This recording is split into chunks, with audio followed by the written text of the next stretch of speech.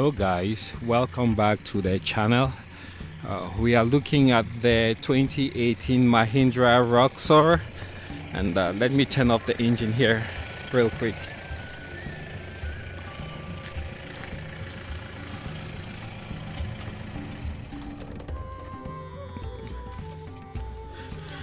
All right, so today is quite beautiful, nice and warm, and this is my 2018 Mahindra Roxor.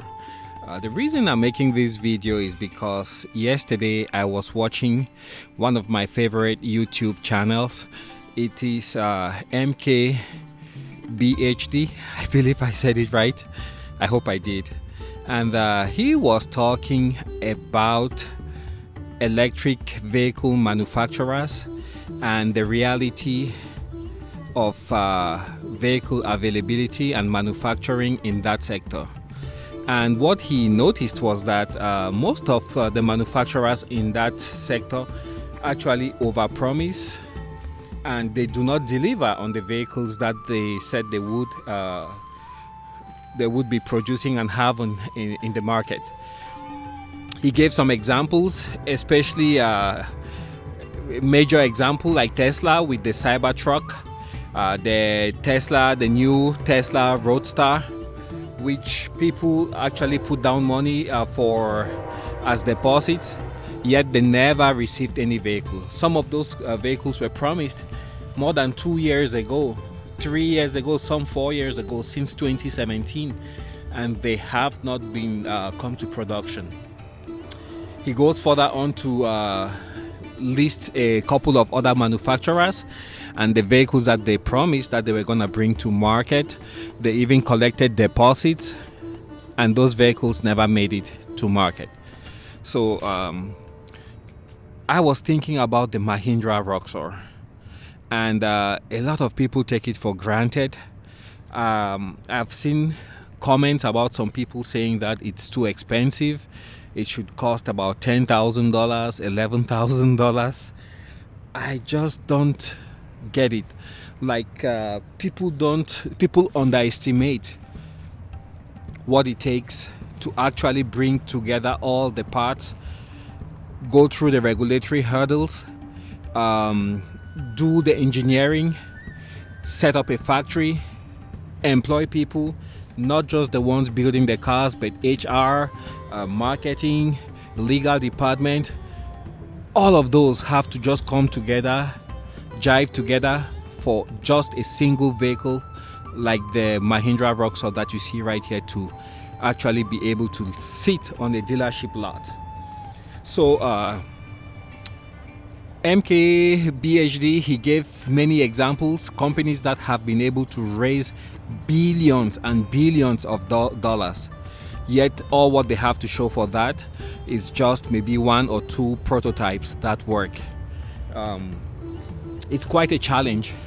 So after going through that video, I had a new appreciation, a new sense of appreciation for the enormous effort it takes just to be able to purchase a Roxor like this in the United States, which makes me appreciate the Roxor even more, because just look at the EV space. You have companies like NIO, you have Lucid, you have Mullen, you have Tesla, which has also missed some of its targets, like the Cybertruck, like I said earlier.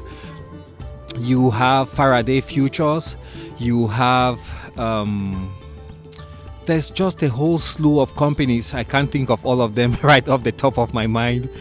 And those companies, they've missed targets, yet they've taken millions and billions of dollars in deposit. So it's really something challenging. And the same applies even to some of the aftermarket producers like hard cabs.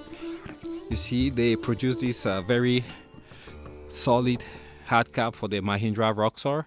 After they did the initial cabs, like the one I have here, they realized there was an issue. When going in, the opening here is not wide enough, so people were getting their pants snagged by the catch, which is right here. So they redesigned everything really quick, and they had a newer version. People underestimate the amount of effort, engineering, and tooling that is required to manufacture such parts, and it takes a lot of effort. It's very humbling when you look at the majors, companies like BMW with the i8. When they run into difficulties, that's when you start appreciating exactly what it takes to bring out a vehicle, not just an electric vehicle, but even because an electric vehicle has way fewer moving parts, but to have something like a Roxor, which has parts sourced from all over the world, some from Germany, some from India, some from the United States, various parts of the United States, and you know, all over the place. So it's not an easy endeavor, and each time I look at my Roxor, I have a new sense of appreciation. The other thing I want to talk about is also the fact that the Roxor is something you can get brand new. Many people who have off-road rigs, dedicated rigs, which look like this, are built on a platform that was available in the 50s, 60s, 70s, and 80s. You can tell that they have many issues. One of the previous videos I did recently, you could see I had a little piece of wood, a block of wood, which is like a staple. It's like a mainstay for people who have older vehicles, because the e-brake, the parking brake, doesn't work anymore. Things are rusted, and so it's always a work in progress. Whereas for the Roxor, you buy it, it's brand new, everything works as it should, everything works as advertised. It has minimal wiring since it runs on the turbodiesel engine, so you don't have things like carburetors, many of the little electronic components that have to work together to get the engine to operate appropriately. But here it's very minimal, and yeah, very well built.